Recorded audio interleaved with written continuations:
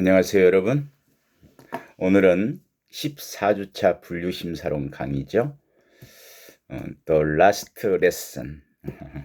마지막 수업입니다, 이번 학기에.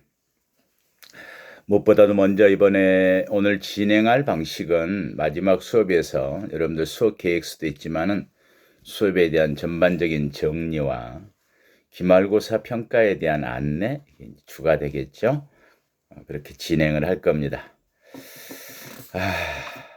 시작을 할 때 기억나시나요?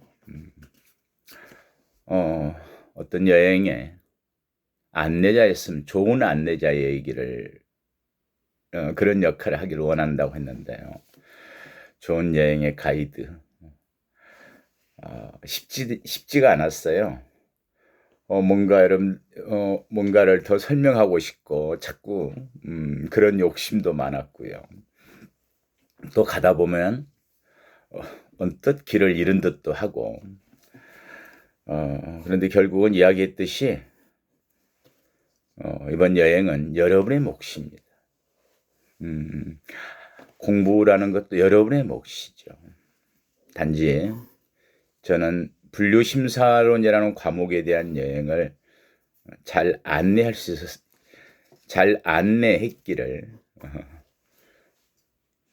그런 이야기를 들을 수 있으면 좋겠어요. 사실 우리는 초봄과 초여름, 봄과 여름 두 계절로는 여행을 한 거죠.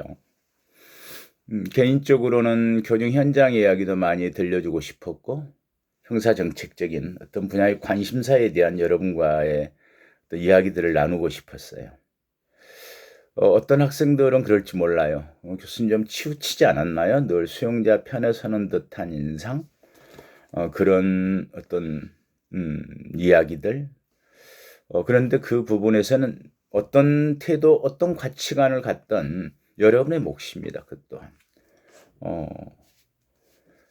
저는 저대로 나름대로는 오히려 따뜻함이 더 방법이다라는 생각을 하고 있고 결국 우리의 이웃에서 범죄가 일어나고 그 범죄자는 다시 우리 이웃으로 돌아오는데 우리는 그 기간 동안에 무엇을 해야 되는지, 어떻게 잘 해야 되는지, 무엇을 준비시켜야 되는지 하는 데 대해서 어떤 태도를 가지느냐는 글쎄요, 각자의 몫일 수도 있습니다. 물론 거기에는 어떤 사회적 분위기, 소위 법감정, 대중의 분노 이런 부분들이 또 법에 담기고요. 그런 속에서 형사정책은 변해오고 교정 또한 거기에 그 시스템 속에서 운영되는 거고 그렇지만 교정은 교정대로 또 해야 할 일이 있지요. 그래요. 마지막 수업이어서 오늘은 먼저 여러분들 출석을 다 한번 불러볼 거예요. 권은지 한 학기 힘들지 않았나요? 김혜민, 박경은, 이주희, 주희는 개별적으로 이야기를 좀 하고 싶었는데요. 뭘 다른 걸 준비하는 것도 있고 바쁜 한 학기를 보냈나요?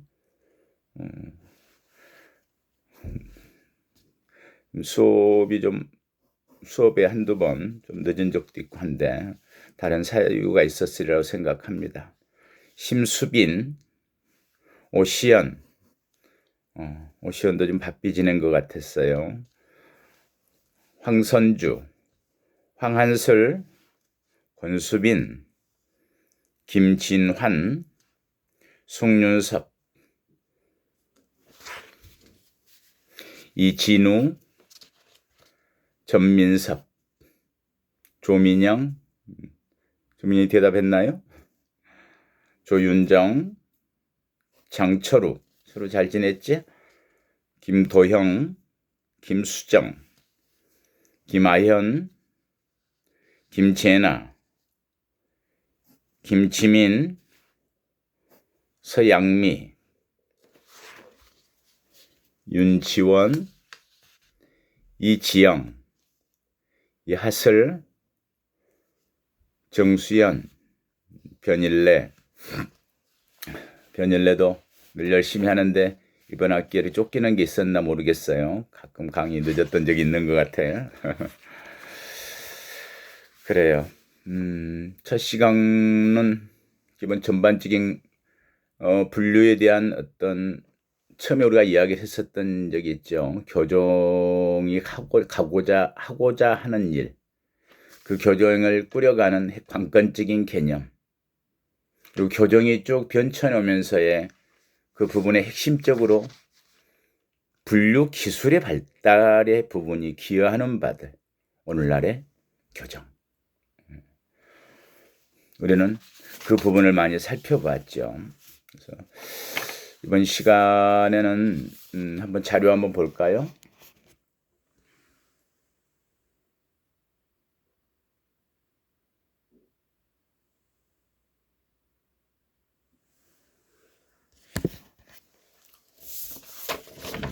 페이퍼에 적힌 걸 한번 보죠.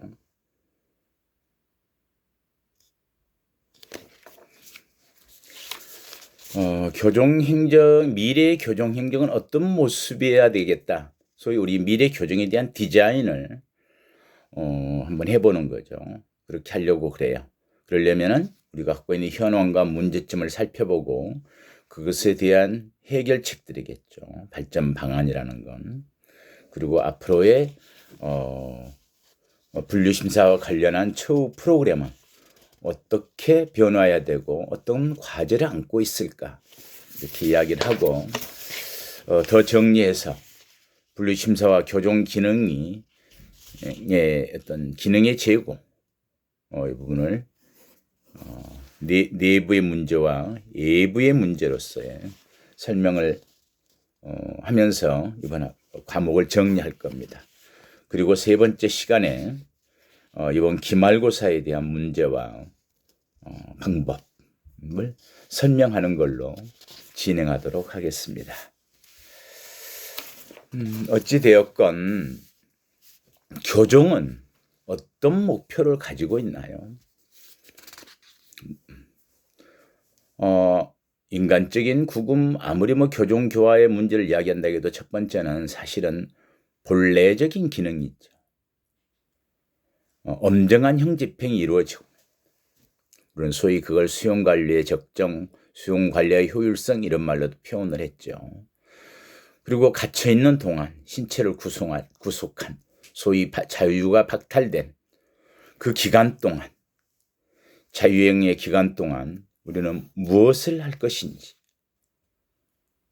무엇을 준비할 것인지, 무엇을 어떻게, 이 부분에 대해서 처음에 이야기를 했던 게 결론적인 이야기를 했었죠.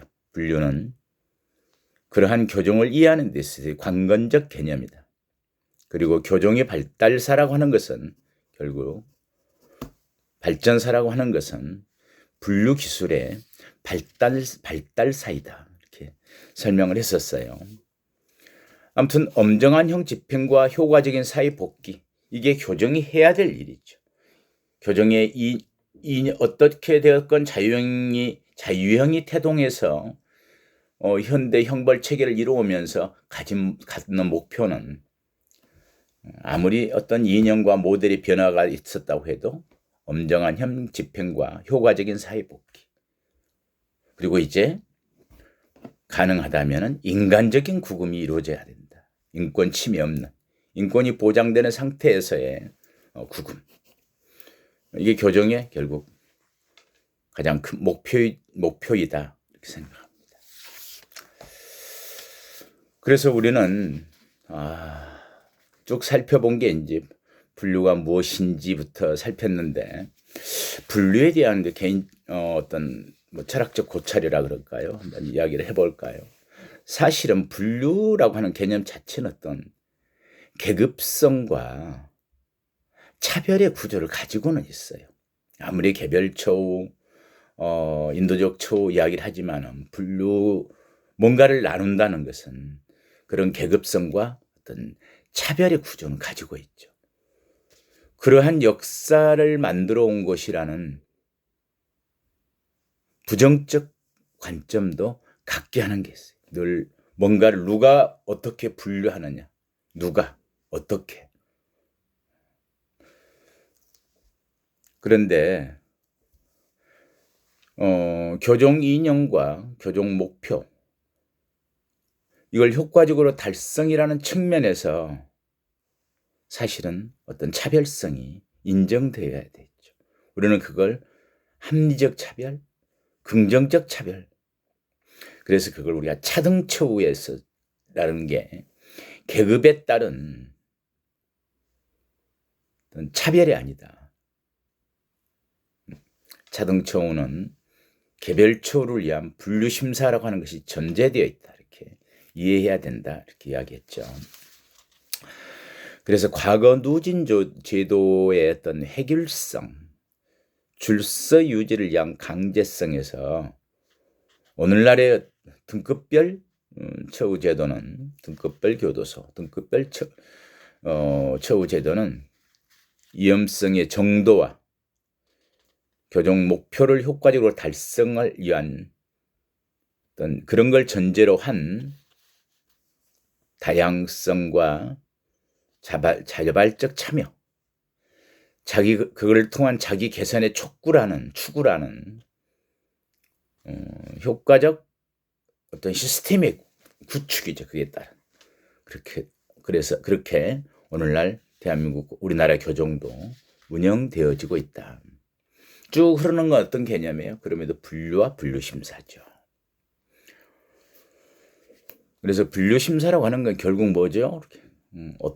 그 기능을 따져볼 수도 있죠. 분류심사를 통해서 수용자는 어떻게 관리되어져야 되고, 그 사람은 무엇을 준비해야 되고, 보다 인간적인 구금이 이루어져야 되는 그런 교정 목표의 달성을 위한 기본 전제이자 방법론이죠. 그래서 분류심사는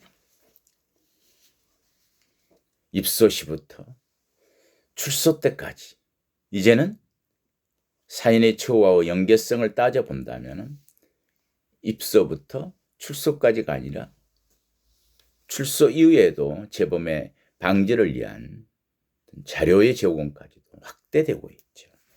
분류심사 자료가. 우리는 그래서 이러한 분류가 무엇인지를 알기 위해서 분류심사를 어떻게 해야 되겠다. 분류심사라는 게 잘 이루어져서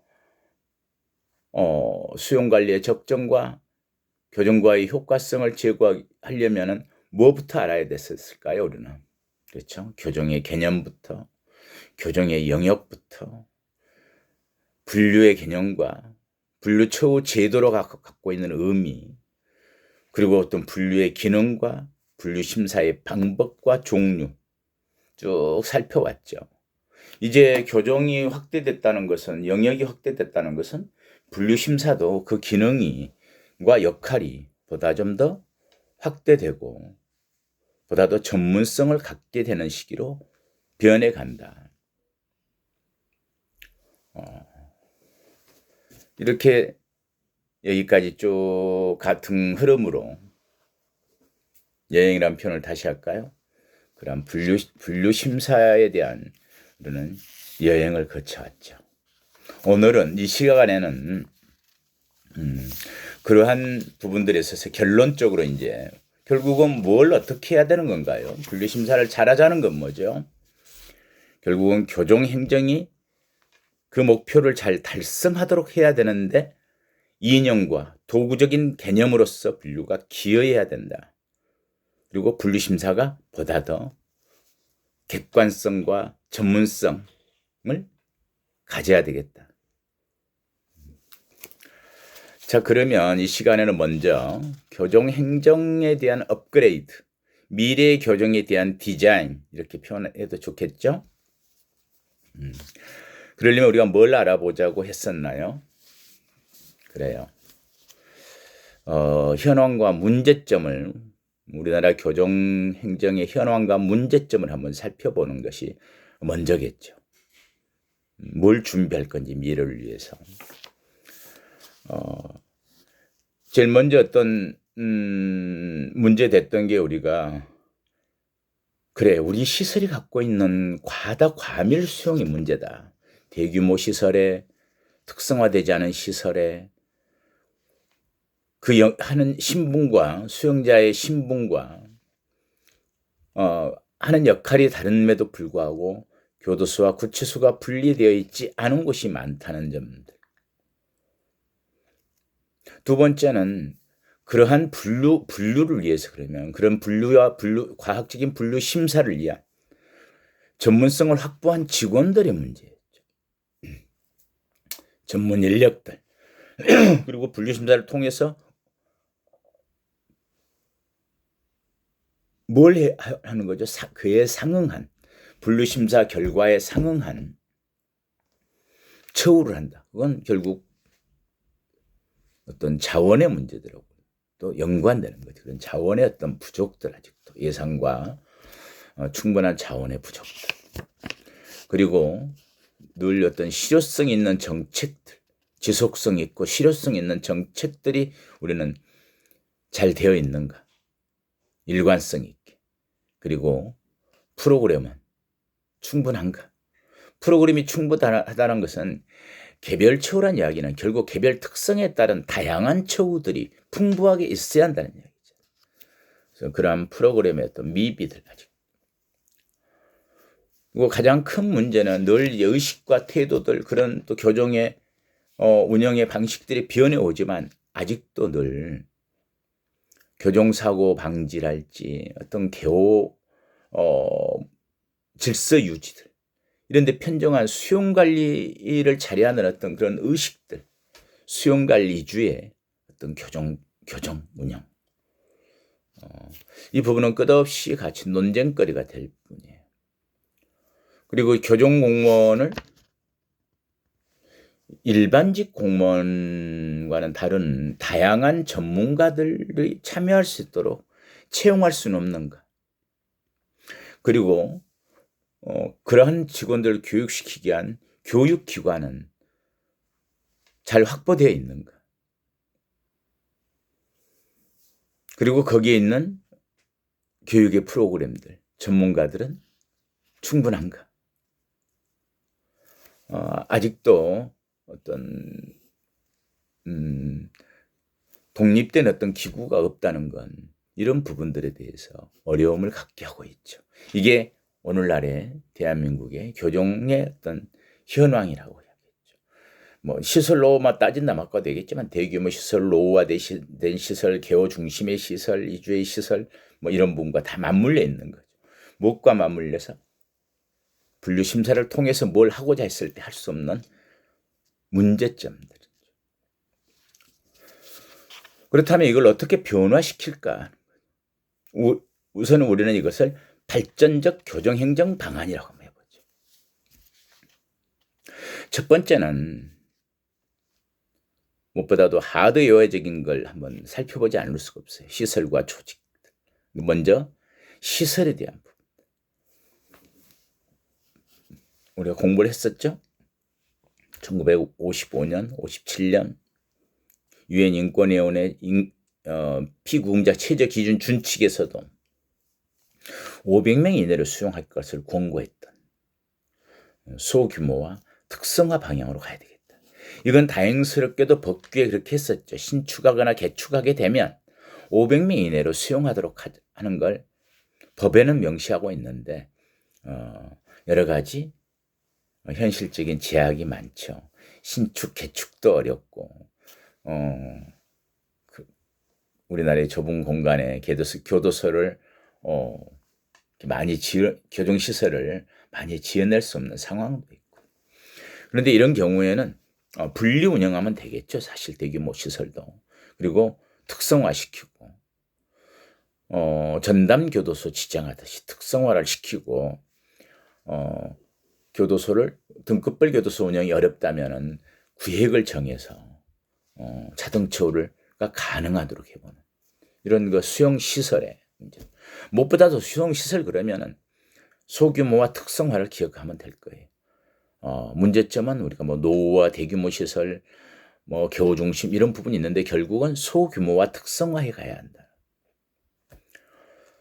그리고 관련 기구에 정비 및 탄력적 운영이 있어야 되겠다. 지역사회 자원과 연계한 기구 개편이 거의 안 돼 있어요. 연계된 게. 그래서 결국 앞으로 뭐 늘 예산에만 국가 예산에만 의존해서보다는 적극적으로 지역사회와 서로 연계한다면 지역사회 자원을 활용할 수 있는 그런 부분들도 발전적으로 검토돼야 될 것이다. 그리고 이러한 분류심사를 이주로 한 분류심사를 보다 어떻게 찰리해서 처우에 연계시킬 건가. 이게 교정교화에 대한 효과성 문제들이잖아요. 이럴 때 교정, 처우, 제도, 특히 분류심사에 관한 연구 및 개발을 전담하기 위한 어떤 팀의 구성들, 또 관련 기구들의 어떤 운영. 관련 기구란 건 뭐겠어요? 물론 예부 기관도 있지만은 이러한 부분들이 연구가 가능하도록 해서 연수원에 그런 연구팀을 둔다랄지 일선 내 부분들이 연수원이라고 하는 법무연수원이라고 하는 교정연수기구 연수원이라고 하는 교육기관에서 연계돼서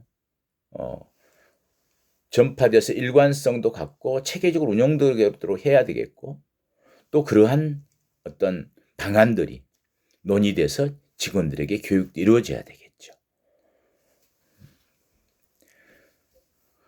그리고 이제는 정말 소규모화된 특성화된 수용시설에서 등급별 교도소를 위한 분류처우제도 등의 개선 및 보완이 꼭 필요하다. 우리의 이번에 공부의 과제들이죠. 그리고 이제 교정행정 운영상 처우 중심으로의 의식, 태도, 무엇보다도 교도 간의 그런 마인드들, 그리고 대국민들에 대한 그런 홍보들도 국민들의 이해도 좀 필요하겠죠. 엄정하게 관리되어야 하는 건 당연하지만은 뭔가를 잘 준비하도록 나오는 기관이다라고 하는 부분들이 국민들의 인식도 함께 제고돼야 되겠다. 지금은 늘 교정사고 방지라고 하는 부분들에 대한 보안 위주에서 자유롭지 못해요. 이 부분은 참 어려운 부분이 있어요.